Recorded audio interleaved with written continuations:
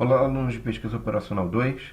Nessa aula a gente vai começar a vislumbrar como é que a gente pode colocar aquelas restrições do problema da mochila para resolver aquele problema que a gente tinha falado do plano geral de produção, de escolher 2 produtos dentro de 6 possíveis, tá?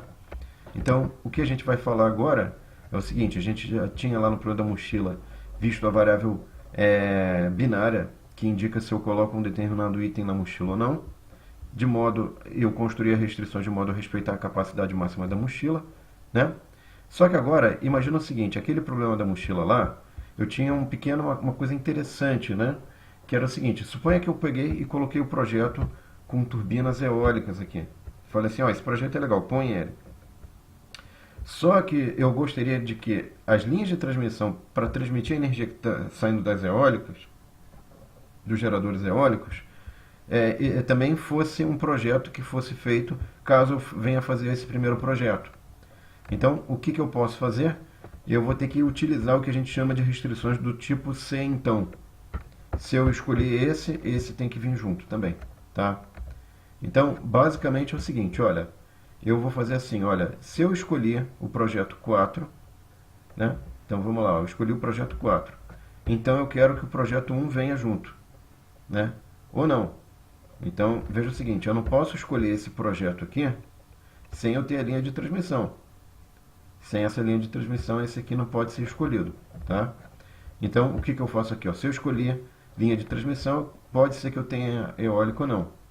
Agora, se eu não escolher linha de transmissão, eu não quero a eólica. Não posso ter os geradores eólicos lá funcionando, tá? Então, o que eu vou fazer aqui? Eu tenho uma tabela, tá certo?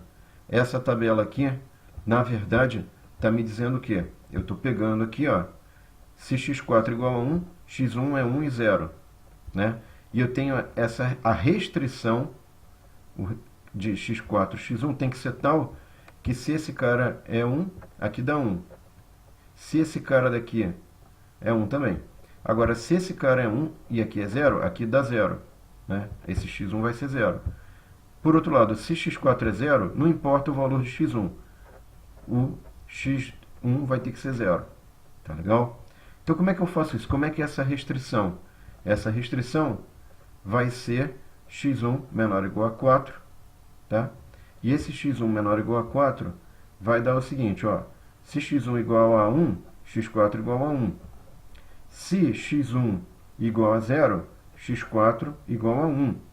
Tá? Então, o x1, sendo 0 ou 1, tem as duas possibilidades caso o x4 seja 1. Tá? Que é isso aqui, ó, esse C então. Agora, se o x4 for 0, esse x1 aqui vai ter que ser 0, ele não pode ser 1. Tá? Eu vou forçar, por conta dessa restrição menor, x1 menor ou igual a 4, que esse cara aqui é 1 vira 0. Então, para resumir, essa restrição x1 menor ou igual a x4 vai fazer esse papel de justamente só ser igual a 1 quando o x1, o x4 aqui for igual a 1. Aí o x1 pode ser 0 ou 1. Fica livre para ser o que ele quiser.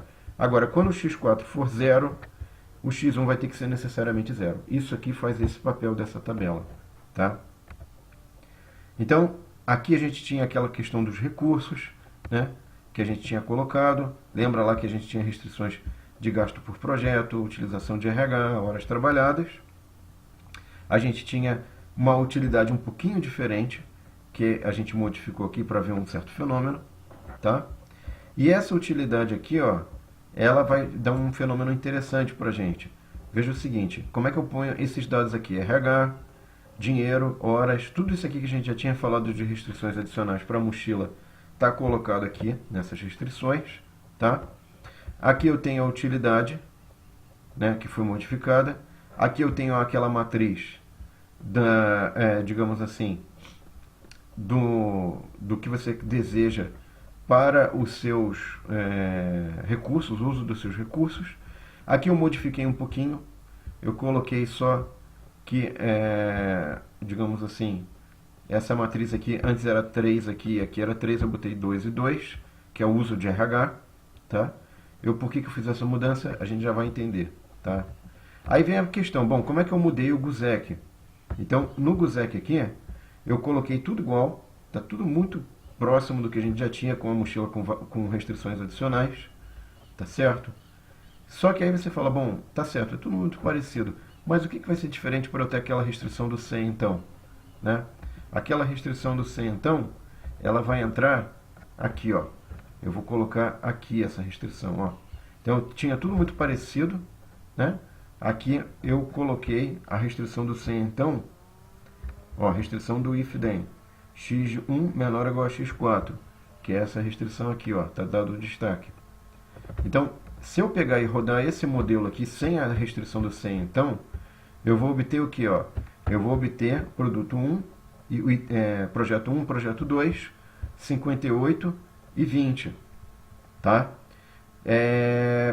Veja o seguinte, a utilização de recursos vai ficar nesse formato aqui, tá? O que é interessante que eu queria chamar a atenção para vocês? Veja que aqui ele botou os itens de maior utilidade, ó. 58, 20, 19 ele não pôs, 7 ele não pôs. Qual que é o problema disso? Eu só posso colocar 1 se o 4 tiver nesse projeto. Então, essa solução do 100 e o 100, então, vai ficar desse jeito, né? Muito bem. Então, quando eu coloco essa restrição do 100, então, o que vai acontecer agora? Eu vou ter aqui a utilidade do primeiro projeto, só que para eu conseguir a utilidade desse projeto, eu tenho que colocar o projeto 4. Então veja o seguinte, para eu ganhar essa utilidade, que é a melhor, que é a maior, eu tenho que pegar a menor, que é a do projeto 4. Então aqui eu estou refletindo justamente essa questão do 100 então, tá? Agora o que eu queria chamar a atenção aqui, ó, a função objetivo antes era 78, 58 mais 20, 78. Agora é 65 por conta disso, tá?